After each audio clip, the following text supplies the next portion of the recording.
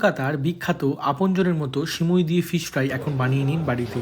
হ্যাঁ, আপনারা একদমই ঠিক শুনেছেন, সিমুই দিয়ে ফিশ ফ্রাই। কলকাতার আপনজনে যারা যারা ফিশ ফ্রাই খেয়েছেন তারা জেনেই থাকবেন ওদের এই স্পেশালিটিটা হলো সিমুই দিয়ে ফিশ ফ্রাই। তাই তোমাদের জন্য আজকের এই সিমুই দিয়ে ফিশ ফ্রাই রেসিপিটা আমি নিয়ে চলে এসেছি। আমি কিন্তু এখানে একদম অরিজিনাল দেশি ভেটকি নিয়েছি। আমি ফ্রোজেন ভেটকি নিই না, জ্যান্ত ভেটকি মাছ নেওয়ার চেষ্টা করি সবসময়। আপনারা মাছের কালারটা দেখে বুঝতেই পারছেন মাছটা কতটা ফ্রেশ। আর আমি যে ফিলের সাইজটা করি নর্মাল স্ট্যান্ডার্ড সাইজের থেকে কিন্তু সেটা অনেকটাই বড়। আর রাতের যে 15 জনের অর্ডারটা ছিল সেখানে কিন্তু মাছের ফিলেগুলো আরেকটু বেশি রাখার অনুরোধ ছিল, প্রাইসিংটাও সেই রকম হিসাবেই ছিল। কিন্তু দেখতেই পাচ্ছেন ফিলেগুলো কতটাই মোটা। তো কিছুই না, প্রথমে আমরা মাছে নুন আর লেবুর রস মাখিয়ে আধ ঘন্টার জন্য রেখে দেবো। আপনারা চাইলে এখানে ভিনিগারও ব্যবহার করতে পারেন বা ভিনিগারের জলও ব্যবহার করতে পারেন। মশলাগুলো বানিয়ে নেবো। প্রথমে আমরা গোটা গরম মশলা আর গোটা গোলমরিচকে শিলের মাধ্যমে ভালো করে বেটে নেবো।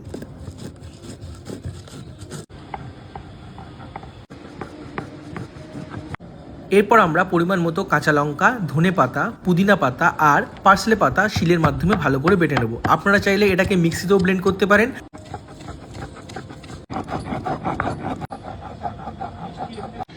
এরপর আমরা পরিমাণ মতো আদা রসুন সেটাকেও শিলের মাধ্যমে ভালো করে বেটে নেব। এরপর একটা বড় পাত্রে যে আমরা মিক্সচারটা করলাম, ধনে পাতা, পুদিনা পাতা, পার্সলে পাতা, কাঁচা লঙ্কা, যে মশলাটা বানালাম, গোলমরিচ, গোটা গরম মশলা আর চিনি দিয়ে ভালো করে মিশিয়ে একটা মিক্সচার তৈরি করে নেব। আপনারা চাইলে এই মিক্সচারটাকে ফ্রিজে কিন্তু স্টোর করে রাখতে পারেন, তাতে কিন্তু কোনো অসুবিধা নেই।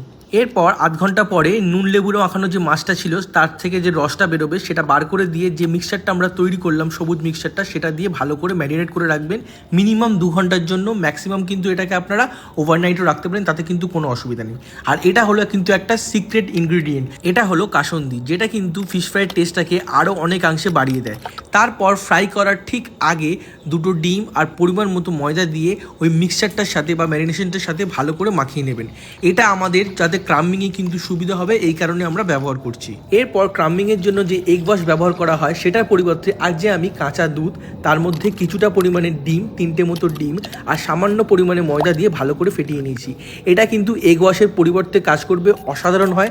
যারা এগ পছন্দ করেন না তারা একটা বাদ দিয়ে করবেন, তাতেও কিন্তু কাজ হয়ে যাবে। তারপর আমরা ক্রাম্বিংয়ের জন্য প্যানকো ব্রেড ক্রাম্বস ব্যবহার করছি আর ব্যবহার করছি সিমুই। প্রথমে আমরা ক্রাম্বিং করব সিমুইয়ের মধ্যে আর ব্রেড ক্রাম্বসের মধ্যে এগ ওয়াশ না করেই নর্মালি, যেহেতু আগে এগ আর ময়দা মাখানো আছে তাদের অসুবিধা হবে না। এরপর আমরা যে ঘোলটা বানানো আছে সেখানে আর একবার ডিপ করে ক্রাম্বিং করব ব্রেড ক্রাম্ব আর সিমুই দিয়ে। এরপর শেপটাকে ঠিকঠাক করার জন্য চপার দিয়ে চারিদিকে সুন্দর করে ফ্ল্যাটেন করে দিয়েছি। দেখতেই পাচ্ছেন কি সুন্দর দেখতে হয়েছে, কি মোটা হয়েছে। ভেতরে মাছটা কিন্তু একদম প্রপারলি বুঝতেই পারবেন যখন ভাঙবো। এরপর আর কিছুই না, কিন্তু মিডিয়াম টু লো হিটে ডিপ ফ্রাই করবেন, যাতে কি হয় ভেতরের মাছটা আর মশলাটাও কুক হয় আর বাইরের যে কোটিংটা আছে সেটা যাতে পুড়ে না যায়। যদি হাই হিটে করেন তাহলে কি হবে, বাইরেটা পুড়ে যাবে, ভেতরটা কাঁচা থেকে যাবে। আর যদি লো হিটে করেন তাহলে কি হবে, তেল খেয়ে নেবে। তাই এটা কিন্তু মাথায় রাখবেন, মিডিয়াম টু লো হিটে সুন্দর করে উল্টে পাল্টে সুন্দর করে ভাজবেন। এবার আর কি, গরম গরম ফিশ ফ্রাই তার সাথে কাসুন্দি আর পেঁয়াজ দিয়ে পরিবেশন করুন। এক কথায় কিন্তু অসাধারণ। মাছটা ভাঙলে বুঝতে পারবেন ভেতরে মাছটার পরিমাণটা কতটা আর কতটা জুসি হয়েছে। তো আজকে ভিডিও কেমন লাগলো অবশ্যই জানাবেন, এবং বাড়িতে এই আপনজনের মতো সিমুই দিয়ে ফিশ ফ্রাইটা অবশ্যই ট্রাই করবেন এবং আমাকে জানাবেন কেমন লাগলো।